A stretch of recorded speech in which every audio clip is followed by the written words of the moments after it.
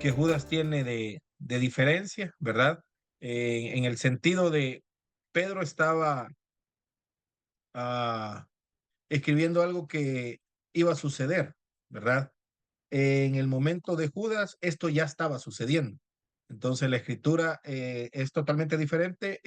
Pedro pensaba en algo a futuro, Judas ya lo estaba viviendo, ¿verdad? Entonces son dos momentos, pero pareciera, ¿verdad? Y lo vamos a ver, que Judas tuvo que haber ido a los escritos de Pedro también y saber qué es lo que Pedro estaba escribiendo, qué es lo que Pedro estaba pensando, a lo mejor lo había escuchado, lo había leído y ahora él está haciendo esta referencia también, ¿verdad? Que más adelante lo vamos a ver. Esta noche vamos a tratar, ¿verdad? Dos versículos que son bien claves y que para nosotros deben de ser bien importante entenderlos porque es por lo menos en la visión de Judas, es lo que él espera que nosotros creamos y entendamos, ¿verdad? De nuestra relación que debe de existir con Dios. Y esto me va a llevar al final a entender también la forma como debo de orar. Muchas veces oramos y nuestra petición es bien, Señor, dame cuando yo ya tengo y ya soy alguien y ya tengo una posición en Cristo, ¿verdad? Pero tal vez porque no lo sabemos, oramos como ajá, yo no tengo esto, entonces lo pido. Y Judas dice, tenemos una posición y tenemos también muchas cosas que Dios ya nos ha permitido en Cristo tener, ¿verdad? Así es que oremos, comencemos y al final yo dejo un tiempo para que también comentemos. Padre, gracias esta noche porque nos permites tener este tiempo para aprender de tu palabra. Gracias por lo bueno que eres, por los hermanos que ya están, Señor, conectados, los que vienen en camino corren para llegar a sus casas y conectarse. También pedimos por ellos y todos aquellos que estudian tu palabra, Señor, también te pedimos que tú estés dando la fortaleza, les estés animando para que muchas más personas quieran llegar a tu conocimiento, Señor. Y no solamente conocimiento, sino que nos ayudes a todos a ser discípulos, Señor, que esa es la misión que tú nos has dejado. Todo te lo pido en el nombre de Cristo Jesús. Amén. Amén.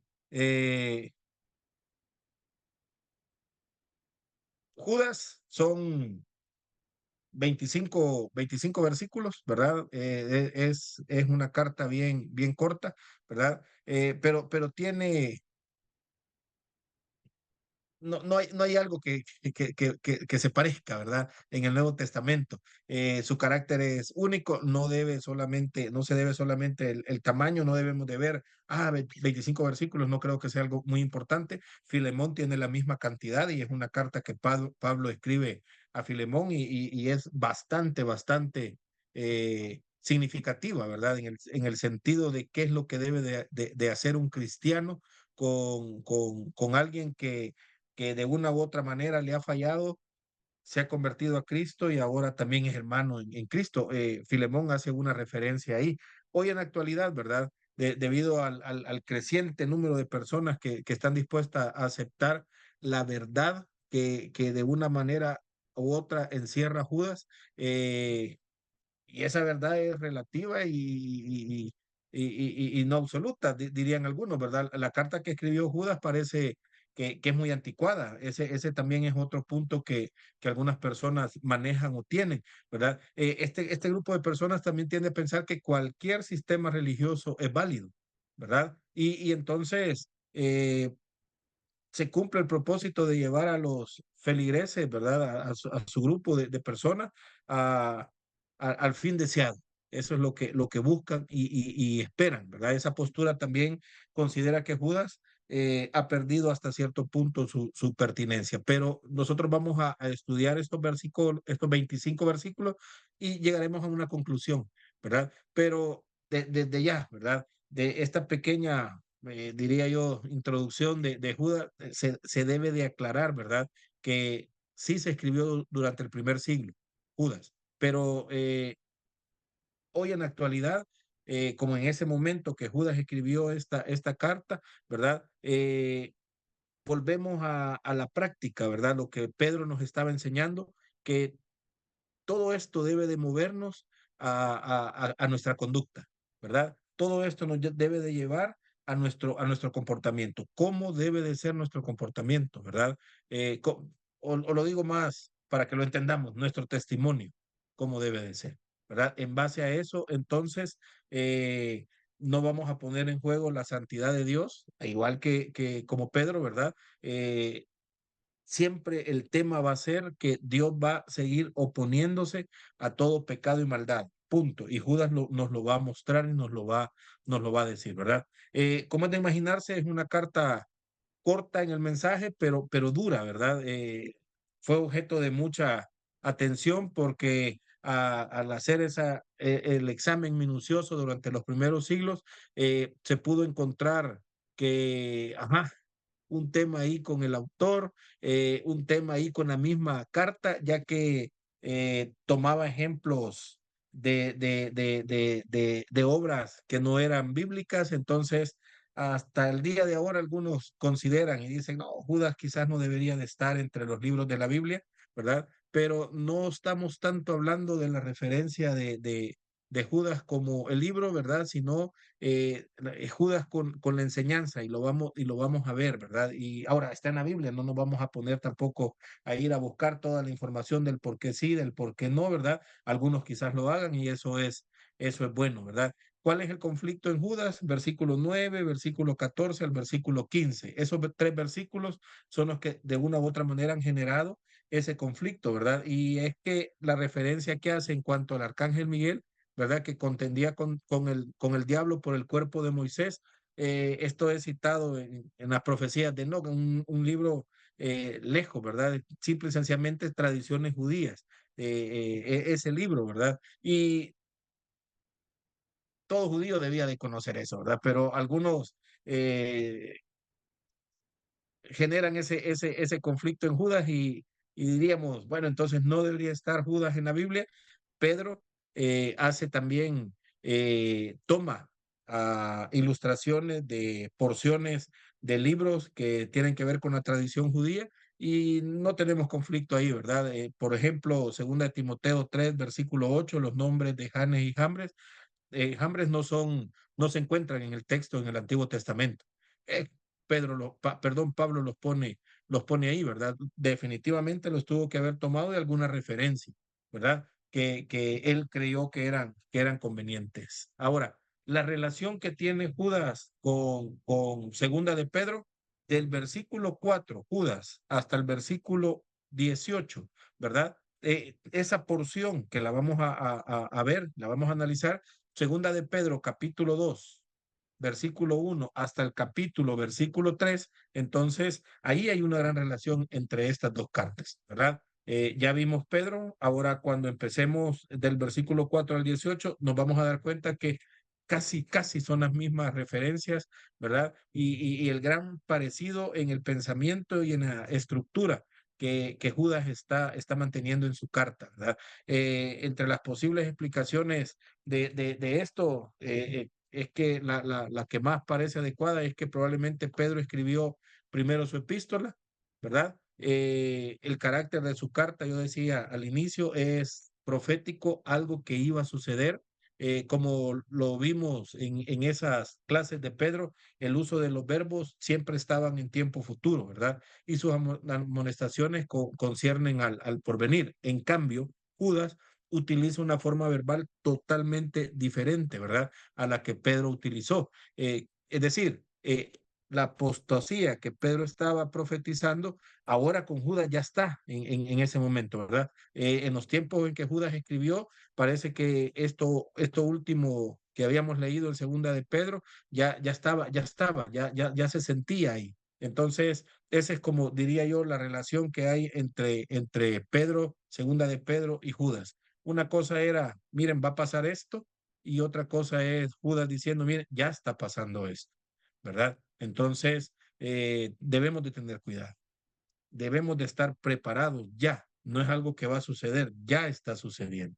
Hoy en día, y aquí es la importancia, diría yo, de Judas, hoy en día ya está sucediendo, ¿verdad? Y si nosotros no nos preparamos, no nos metemos al conocimiento de la palabra, de una u otra manera vamos a ser engañados, podríamos ser engañados, ¿verdad? Y esto para nosotros también podría ser un reto. perdón, un tema en el cual nos pueda confundir, ¿verdad? Nos pueda llevar a de repente no estar en la verdad y esto sería complicado. La carta habla de la historia en el sentido de que tiene que ver con una situación literal, ¿verdad? En el tema que Judas está exponiéndonos, ¿verdad? Sí, literal, pero también histórica, con acontecimientos de la iglesia primitiva. Eso sí creo que está para nosotros entendidos. Esta época empezó en Hechos, ¿verdad? En Hechos de los Apóstoles. Nosotros, espero yo, usted ha leído el libro de Hechos, ¿verdad? Pero rápidamente se degeneró en los hechos de los apóstatas, ¿verdad? Apóstatas. El plan eh, de Cristo, y se lo dijo a sus discípulos, es, quiero que vayan y hagan discípulos, ¿verdad? A todas las naciones. Luego encontramos en Hechos capítulo 1, 2, 3, 4 hasta el capítulo 8 a los discípulos quedándose en un solo lugar, ¿verdad? El capítulo 8 en adelante encontramos a Dios tratando con sus discípulos, tratando con los apóstoles y ayudándoles a que salgan, a que vayan a ser discípulos, ¿verdad? Y esto era un tema que encontramos en Hechos, ¿verdad? Cómo la palabra iba esparciéndose. Pero a la par de esto, ¿verdad? Encontramos también a estas personas que iban llegando al cristianismo a querer poner sus propias reglas, a querer poner su religión dentro decían muchos de los participantes en Hechos, ¿verdad? Esta nueva religión, entre comillas, ¿verdad? Nos hablan del cristianismo que por primera vez se utilizó. Entonces, sí, está bien, ¿verdad? Pablo tuvo mucho conflicto con esto, pero muchas personas quisieron negociar. Pedro tuvo un conflicto también, ¿verdad? Hay un tema entre Pedro y Pablo donde hay una conversación bien fuerte y uno le dice, no hay que ser hipócrita, ¿verdad?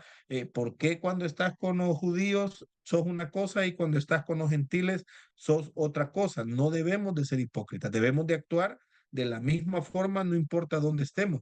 Y Pedro dice, sí, la verdad es que he cometido un error, ¿verdad? Por querer llevar el evangelio y no ser como, no tocar el punto o no ser bien tajante, ¿verdad? Sino que voy a tratar de ser blandito para que, y eso hasta cierto punto le ocasionó a Pedro un problema. El tema de los apóstatas era algo que de una u otra manera estaban queriendo copiar, dicho de otra manera, ¿verdad? Apóstata, yo le diría, personas que querían copiar algo, traerlo a la iglesia y acomodarlo para que pudiera ser más digerible para ellos, ¿verdad? Y no vivir las reglas o las leyes o las normas que Cristo había establecido para la iglesia, ¿verdad? Los apóstoles eran los que oficialmente fueron enviados con el mensaje del Evangelio, lo sabemos, ¿verdad? Pero la idea de un apóstata era abandonar lo que anteriormente se había creído. Quiero que quedemos con ese concepto ahí, ¿verdad? Yo he creído algo, pero lo abandono voluntariamente porque ahora quiero creer algo totalmente diferente y podría ser hasta menos pesado, podría ser, entre comillas, más fácil de sobrellevar, ¿verdad? Aunque Cristo lo explicaba y decía, la carga, el yugo no es pesado, ¿verdad? Ajá, si yo quiero tener una vida, vivir mi vida como yo quiero y hacer libertinaje y vivir pecando y vivir en inmoralidad, el evangelio se vuelve una carga, ¿verdad? Si yo quiero aprovecharme, ¿verdad? Quiero lucrarme, el evangelio se va a volver una carga. Entonces voy a tener que empezar a modificar algunas cosas para mi conveniencia y entonces que esa carga se haga más ligera a mi conveniencia, pero no como el Evangelio dice. Y cosas así estaban pasando. Judas no pretende ser una profecía de alguna época, ¿verdad? Futura, bajo ninguna circunstancia. Es el registro histórico en el tiempo de Judas, ¿verdad? Es una carta en el tiempo de él mismo, de lo que Pedro había profetizado antes, ¿verdad? las condiciones de aquella época son las mismas que producen la apostasía en cualquier tiempo, ¿verdad? Entonces, para nosotros se nos puede hacer fácil la carta de Judas, eh, atravesar esa frontera del tiempo y ponerla en práctica para nuestras vidas, ¿verdad? Entonces, pero es que dentro de 20 años de nuestro tiempo, 2024, dentro de 20 años, Judas estaba diciendo, no, Judas no estaba escribiendo para su tiempo, pero es bien pertinente para nosotros también, ¿verdad? Ahora, el humanismo, el ateísmo, el materialismo, cualquiera, llámese religiones, ¿verdad? Y, el posmodernismo hoy por hoy, en nuestros tiempos, van a negar y van a adulterar la verdad revelada en la Biblia. Eso va a ser así, lo cual hace que esta carta pequeñita, ¿verdad? Tenga esa aplicación hoy en día. ¿Quién es Judas? Judas se identifica en el versículo 1, ¿verdad? Ahora vamos, yo debería de leer el capítulo, ¿verdad? Los 25 versículos, pero yo sé que ustedes ya lo hicieron, ¿verdad? Y si no, pues mañana lea los 25 versículos, vea qué es lo que está pasando, qué es lo que está sucediendo y caminamos ahí, ¿verdad? Se identifica con el nombre de Judas. Es sencillo, ¿verdad? Según la costumbre de quienes enviaban cartas en aquel entonces y hasta el de ahora, ¿verdad? Estas empiezan con el nombre del autor. ¿Quién es el autor de Judas? Él dice, yo, Judas, soy el autor, ¿verdad? Es un apelativo derivado del hebreo, una palabra que significa alabado sea él. Eso significa Judas, ¿verdad? Que era un nombre muy popular en tiempos eh, de Nuevo Testamentario, ¿verdad? Probablemente por las hazañas de Judas Macabeo. Habría que leer, ¿verdad? Las Biblias latinoamericanas tienen ese libro de los Macabeos.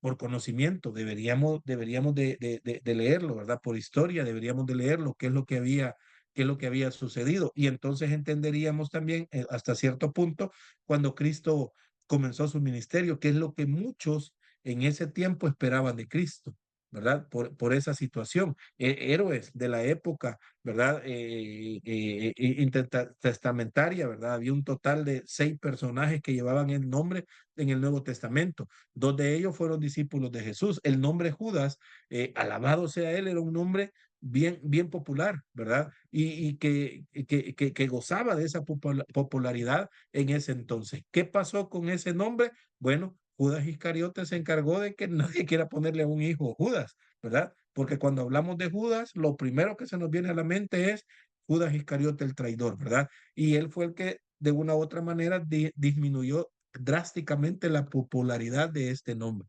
Pero, ¿qué significa? Alabado sea Él, haciendo referencia a Dios, ¿verdad?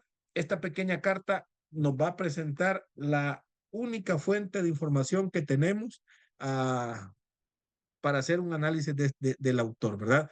¿Cómo se identifica su... Bueno, dice Judas, nada más, siervo de Jesucristo, ¿verdad? No pone otra referencia y ya vamos a ver por qué estoy haciendo énfasis en esto. Él pudo haber dicho muchas más cosas, pero lo único que Judas dice, siervo de Jesucristo. No es un título de algún puesto oficial como el término apóstol, ¿verdad? Si ustedes se percatan en las cartas de Pablo, ¿verdad? Pedro hacen referencia, Juan hacen referencia, pero Judas dice, yo soy esclavo, ¿verdad? Yo soy esclavo de mi amo. Hay un juego de palabras ahí, ¿verdad? Por la voluntad de Dios, ¿verdad? Yo soy siervo, indica la devoción total de Judas a su Salvador. Es notable la ausencia del título apóstol, no lo está utilizando, ¿verdad? Otra característica dice, soy hermano de Jacob, ¿verdad? Judas, siervo de Jesucristo, hermano de Jacob. Así se presenta, ¿verdad? Esta es una identificación única por dos razones en la vida de Judas. No hay otra carta en el Nuevo Testamento en que el autor señale su relación familiar, ¿verdad? Judas lo hace.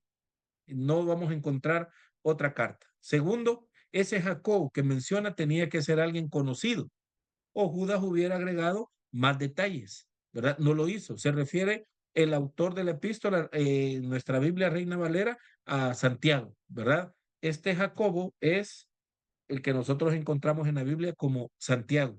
¿Quién es Santiago? Bueno, hermanastro de Cristo, ¿verdad? Entonces, llegamos a la conclusión, Judas, hermano de Jacobo, hermanastro de Jesús. Entonces, ¿quién es Judas? Bueno, Judas es hermanastro de Jesucristo, ¿verdad? No era cualquiera, no era cualquiera. Ahora, ¿qué había pasado con los hermanos de Cristo? Nadie había creído a él. Durante toda la vida ministerial de Cristo, los hijos de José y María rechazaron su autoridad, ¿verdad? No creían en él. Andate de aquí, le dijeron, anda a hacer tus cosas allá, porque aquí no, ¿verdad? Porque aquí no queremos, porque no te creemos. No fue así hasta después de la resurrección que creyeron. Y encontramos, bueno, tenemos la carta a Santiago, ahora sabemos que Judas, hermano de Jesucristo también, él escribe con respecto a lo que vamos a ver en esta semana, ¿verdad? Me imagino que la incredulidad de Santiago, de Judas, de los demás hermanos, de una u otra manera les pasó factura, ¿verdad? En el tema de reflexionar, que es terrible, ¿verdad? Todo el tiempo que perdimos, las oportunidades que perdimos por no creer, tuvimos la oportunidad, pero no la aprovechamos, ¿verdad? Pero ahora viene Judas y dice, hay algo que yo quiero que ustedes entiendan, ¿verdad? Y quiero que ustedes lo vean y lo puedan disfrutar, ¿verdad? Solo, simple y sencillamente, eh, después de su presentación, Judas dice, esta carta va escrita a los santos, ¿verdad? Hace una referencia. ¿Para quiénes? Bueno, los santos. ¿Quiénes son los? La palabra del saludo solamente va a complementar ese aspecto espiritual de a quién va dirigida la carta y no revela más acerca de situaciones geográficas o nacionales. Simple y sencillamente dice a los santos. ¿A quiénes? A los santos de todas las generaciones. Ahora, ¿por qué hace esa referencia? Definitivamente no cabe duda que Judas tenía en mente a un grupo específico. Eso es así. Tal vez los mismos habitantes de Asia Menor, como Pedro lo hizo, ¿verdad? Que recibieron la carta de Pedro, ¿verdad? El no haber señalado un grupo distinto nos puede permitir o nos puede ayudar a aplicar su enseñanza en una forma más general, ¿verdad? Y ahí incluimos nosotros también, ¿verdad? Nos describe o describe a ese grupo y también nos implica a nosotros como un grupo de personas que son llamadas, ¿verdad? A los santos, llamados, ¿verdad? Otra característica que Judas utiliza para este grupo de personas. No es una carta que va puesta y ahí vean ustedes, ¿verdad? Sino que hay un grupo de personas, dice Judas, que yo quiero que reciba esta carta. Santos y amados, un término que señala la iniciativa de Dios, ¿verdad? De la salvación. No era a un cualquier grupo de personas. Difícil sería imaginarse un honor más alto.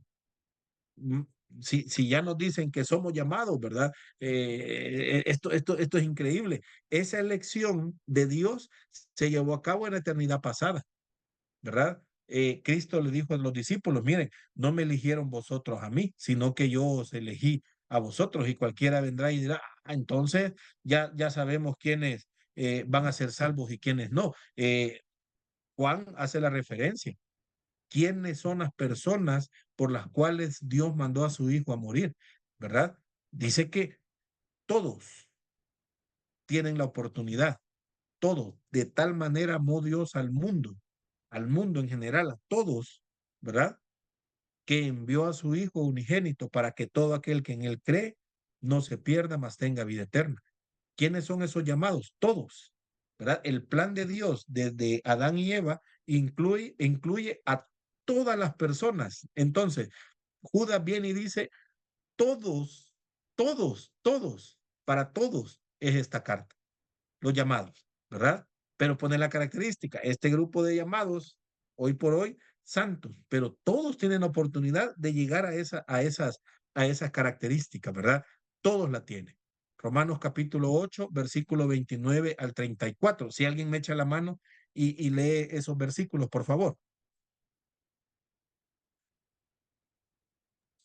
Romanos capítulo 8, versículo 29 hasta el versículo 34. Sí, ni Adrián. Romanos 8, del 29 al 34. Okay. Sí.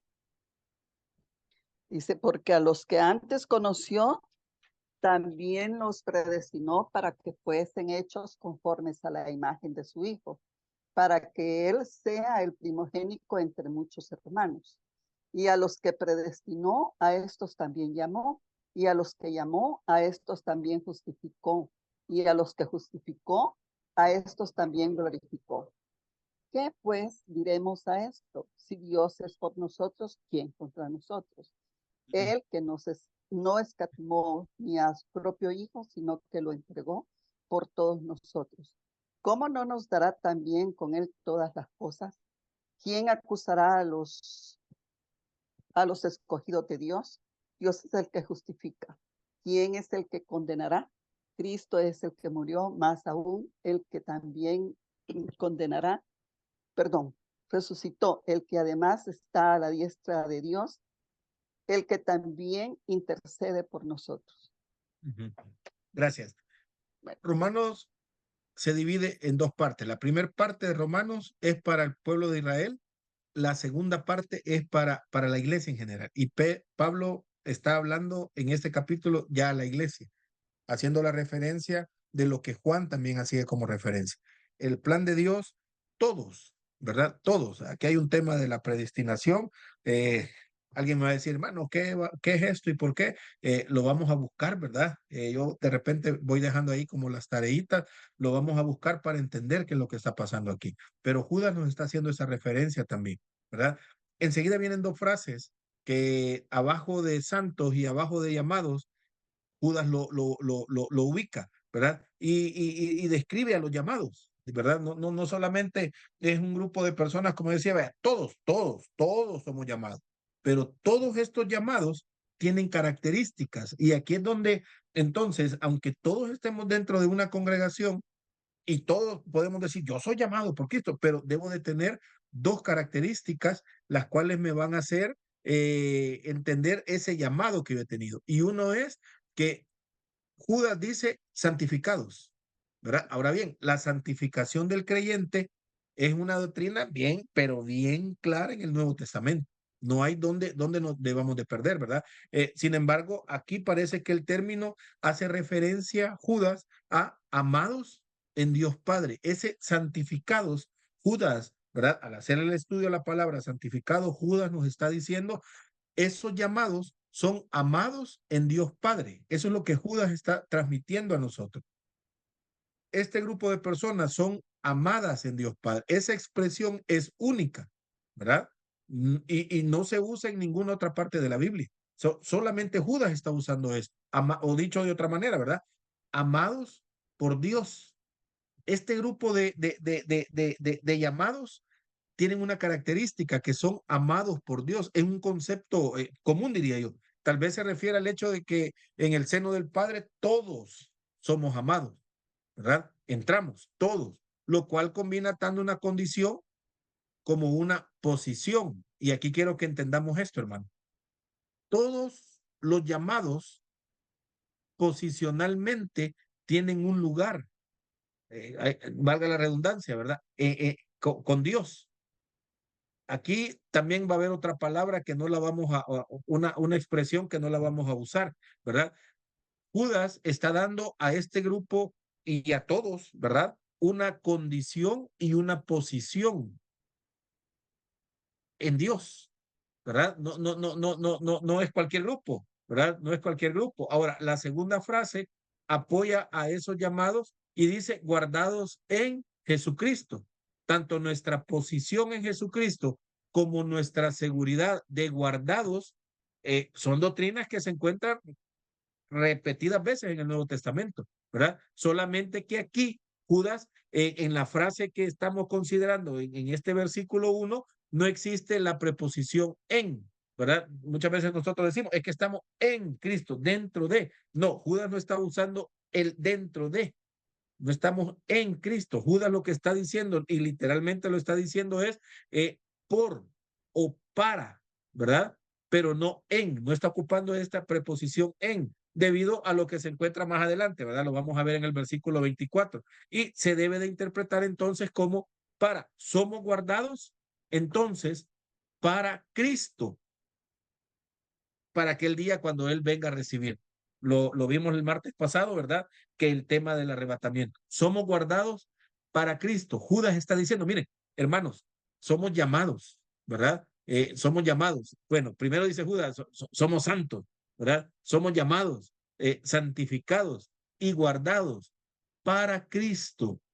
Y aquí quizás me voy a meter en un pequeño conflicto, muy probablemente, pero Judas está diciendo, somos llamados y somos guardados para Cristo. Gracias a Dios que nuestra posición está segura entonces frente a la apostasía y a la oposición del enemigo de Satanás, ¿verdad? Cristo mismo en Juan 17:11 encomienda a los suyos al cuidado del Padre diciendo, guárdalos en tu nombre. Dios no perderá ni una sola alma de los que Él ha llamado. Y la iglesia, la novia, se presentará a Cristo sin mancha delante de su gloria. Es lo que Judas nos está haciendo referencia. Cristo le dice a Dios, guárdalos en tu nombre. Y eso es lo que Judas está transmitiendo ahora y diciendo, miren, hermanos llamados, todos ustedes están guardados para Cristo. Ahora, vámonos a Juan. Y Juan dice, todos los que son de Cristo podrán perderse, podrán ser apartados. Y dice Juan, de ninguna manera, ¿verdad? No puede suceder esto. No puede suceder que alguien que está guardado para Cristo sea arrebatado de Dios, ¿verdad? Y llevado otra vez al mundo. No puede ser. Aunque, y lo vamos a ver del versículo 4 en adelante, puede haber mucha confusión. Y esa es la intención de Satanás, confundirnos, ¿verdad? Engañarnos y llevarnos a un punto y es la misión de Satanás, matar, hurtar y destruir. Eso es lo que quiere de cada uno de nosotros, ¿verdad? Pero nuestra vida eterna está guardada para Cristo, que es lo que está diciendo Judas. La posición que tenemos en Dios, ¿verdad? Son dos cosas que, hermanos, yo no sé si usted alguna vez lo había pensado o lo había visto, pero ¿cuál es la posición que tenemos? ¿Verdad? Estamos guardados para Cristo. Y ya lo vamos a ver, más adelante Judas nos va a hacer esa referencia. Luego el versículo 2, Judas sigue argumentando tres palabras bien importantes, ¿verdad? Que nos hacen referencia a descansemos, hermanos, descansemos en Cristo, ¿verdad? Porque Dios tiene el cuidado de la vida de cada uno de nosotros, ¿verdad? Dios tiene el cuidado. Ahora, en comparación con el saludo que casi que la mayoría de apóstoles, ¿verdad? En el Nuevo Testamento da, gracias os doy. Y Judas dice, misericordia, ¿verdad?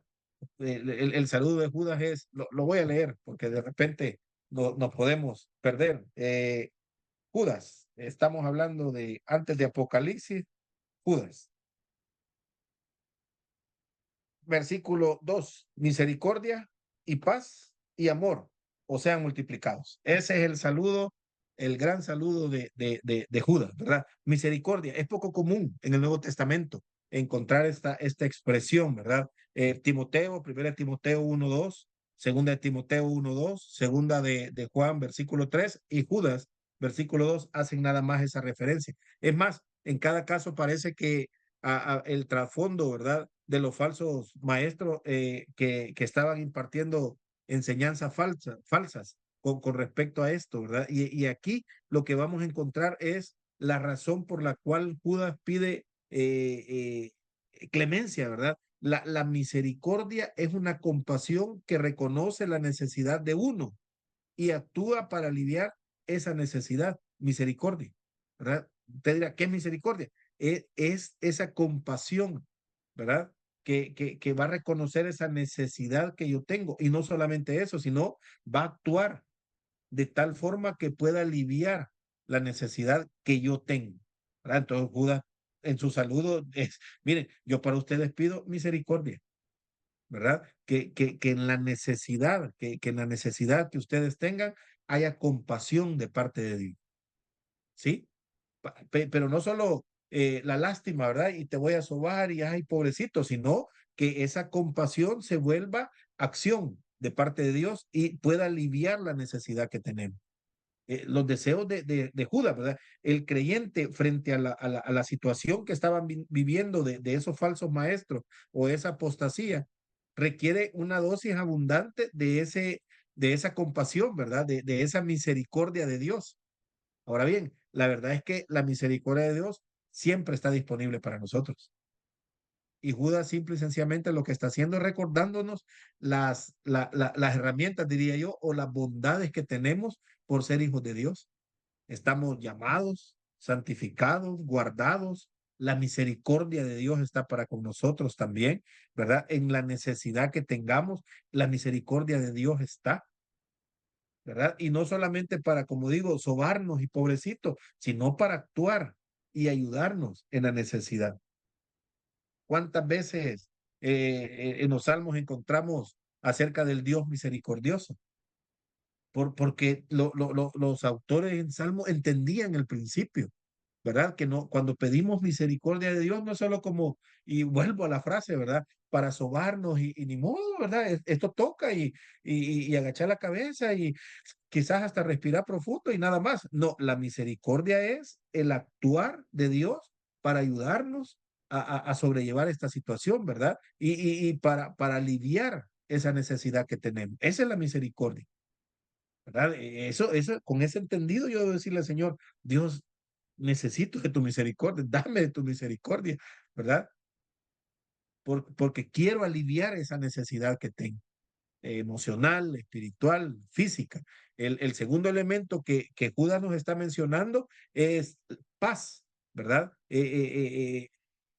De una u otra manera está diciendo, mire, ese bienestar que debemos de tener no es solamente la repetición del saludo acostumbrado entre los judíos, ¿verdad? Shalom, más bien es una referencia a esa tranquilidad que se establece por la relación que tenemos con Dios, esa paz que sobrepasa todo entendimiento, ¿sí? Encontramos, y usted dirá, mi hermano está yuca, ¿verdad? La expresión que digo, perdonen si no sabe qué es eso, está difícil entenderlo, pero cuando estamos frente a una persona que está enferma, ¿verdad? O en un hospital o pasando una crisis terrible y de repente tenemos nosotros más angustia que la misma persona, ¿verdad?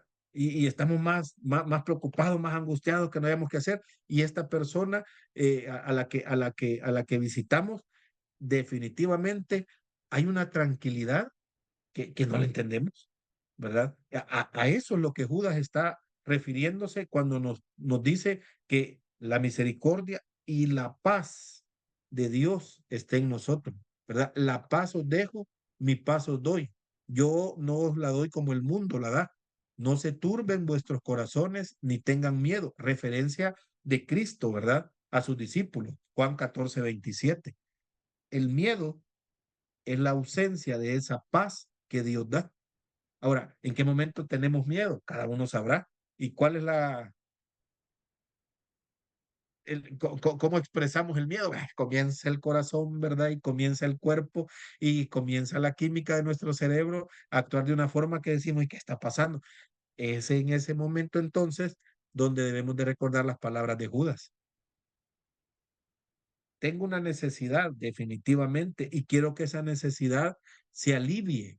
Pidámosle misericordia a Dios, ¿verdad? Es que no puedo, hay algo que me angustia. Pidámosle esa paz a Dios que sobrepasa todo entendimiento, ¿verdad? Hay muchas en estos dos versículos principios, o yo digo herramientas que Judas nos recuerda que como hijos de Dios tenemos, ¿verdad? Somos llamados, santificados, guardados para Cristo, ¿verdad?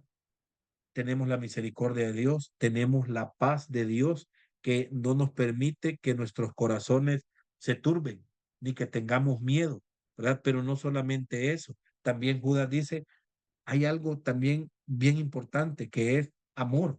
Es una expresión única entre los saludos en las cartas del Nuevo Testamento, ¿verdad? Por supuesto, nadie estaría en contra de recibir amor en abundancia, ¿verdad? Ni estaríamos negando la importancia de esto, ¿verdad? El amor de Dios a que Judas se está refiriendo es el amor de Dios que se derrama sobre nuestros corazones.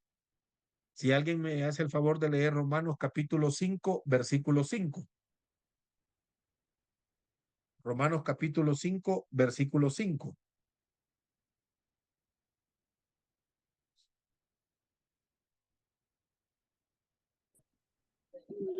Y la esperanza no avergüenza, porque el amor de Dios ha sido derramado en nuestros corazones por el Espíritu Santo que nos fue dado.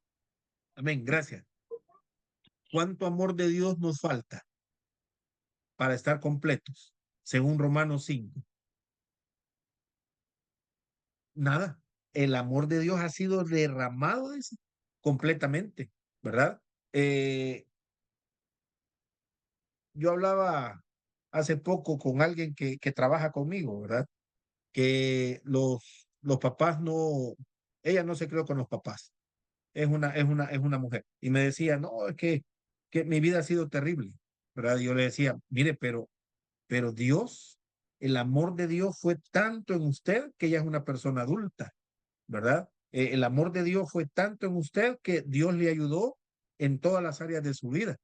Sí, necesitó o necesita el amor de los padres, evidentemente, pero el amor de Dios es tan suficiente que la persona creo que todavía no conoce a Cristo en su corazón, no tiene a Cristo en su corazón, no conoce a Dios, pero cuando lo llegue a hacer, se va a dar cuenta que Dios siempre estuvo ahí y que el amor de Dios en su vida eh, es suficiente, que no puede haber más.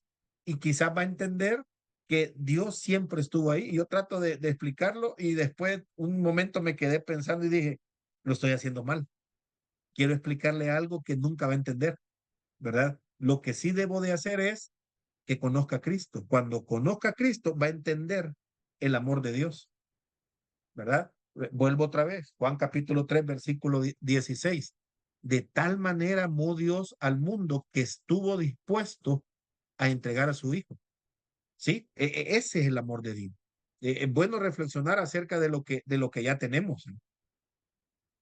Tenemos la misericordia de Dios, tenemos la paz de Dios, tenemos el amor de Dios, estamos guardados para Cristo. O sea, hay muchas cosas que de una u otra manera no nos debería de asustar, diría yo, ¿verdad? Nada, en el sentido de simple y sencillamente vivir lo que la Biblia nos pide que vivamos y disfrutar la vida que Dios nos ha dado, ¿verdad? Si yo logro entender esto, entonces voy a poder ser verdaderamente libre de lo que fuera, de lo que fuera, ¿verdad? Porque vuelvo, repito, Satanás lo que quiere en nuestras vidas es hurtar, matar y destruir. Nos quiere quitar la paz, nos quiere quitar el gozo, nos quiere quitar ese amor que no lo puede hacer, nos quiere quitar nuestra vida, que sí lo puede hacer, ¿verdad? Pero estamos guardados para Cristo. Y eso es como la cereza del pastel, ¿verdad? Sí, Satanás logró matarnos, pero no nos puede arrebatar de las manos de Dios, porque estamos guardados en Cristo. Y eso sí, yo quiero que lo entiendan. Poseemos estas herramientas, ¿verdad? Y Judas en los primeros dos versículos nos está diciendo, el amor de Dios abunda en nosotros, abunda en nosotros. No necesitamos más, ¿verdad? De repente usted va a encontrar un día de estos orando y dice, Señor, derrama más amor en mí. Ya no necesita más, ya está suficiente el amor de Dios, ¿verdad? El otro lado es que se tiene que manifestar el amor. Si el amor de Dios está en nosotros de una gran cantidad, ¿verdad? Sobremanera, pues entonces comencemos nosotros. Decía al inicio, nuestra conducta debe de reflejar, nuestro comportamiento debe de reflejar. Amemos a los demás, así como Dios nos ama a nosotros, ¿sí? Porque si no, entonces solo nos estamos llenando de conocimiento, pero hay muchas personas que necesitan, hay muchas personas que ahorita están en la calle aguantando lluvia, aguantando hambre, ¿verdad? Y nosotros podríamos hacer la diferencia con estas personas. ¿Podríamos pasar toda la vida llevando un plato de comida? Sí, podríamos hacerlo, pero también podríamos presentarles el Evangelio. Ahora, Pablo hace referencia que el evangelio transforma las vidas. Entonces, esta persona tiene que ser transformada, como nosotros hemos sido transformados también. No es tanto que Judas pida más misericordia, no está pidiendo más paz, no está pidiendo más amor, sino que quiere que nosotros, ¿verdad?, entendamos el pleno conocimiento de todo lo que Dios ha provisto para nosotros. Sobre todo, ¿verdad?, frente a este tema de falsos maestros. La intención de Judas es que nosotros recordemos primero quiénes somos y dónde estamos parados, ¿verdad? Hay 5 o 6 herramientas, digo yo, que tenemos, ¿verdad? O 5 o 6 cosas que somos en Cristo y que Dios tiene para nosotros.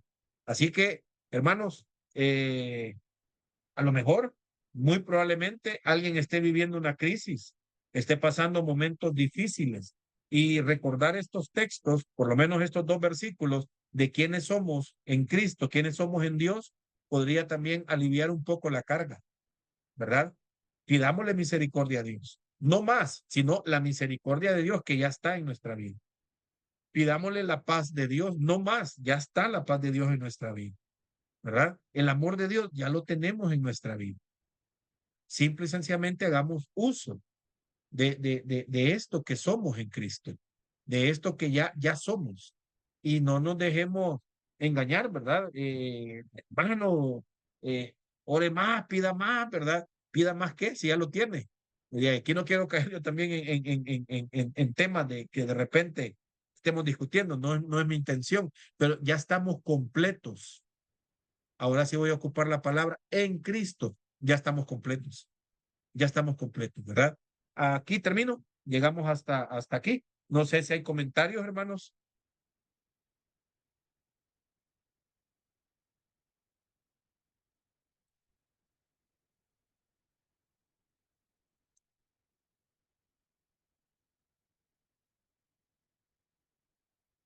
¿Estamos bien entonces?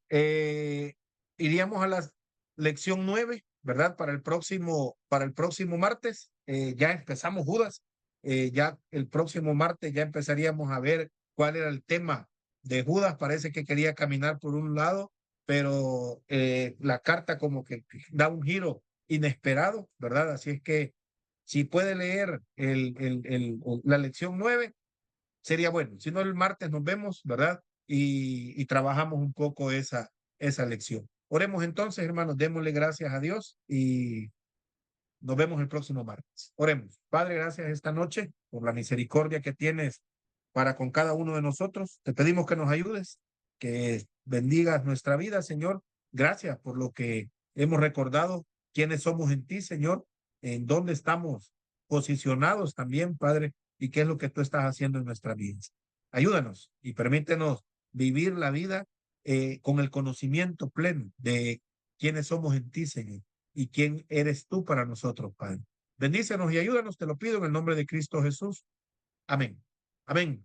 Nos vemos. Dios les bendiga. Nos vemos el próximo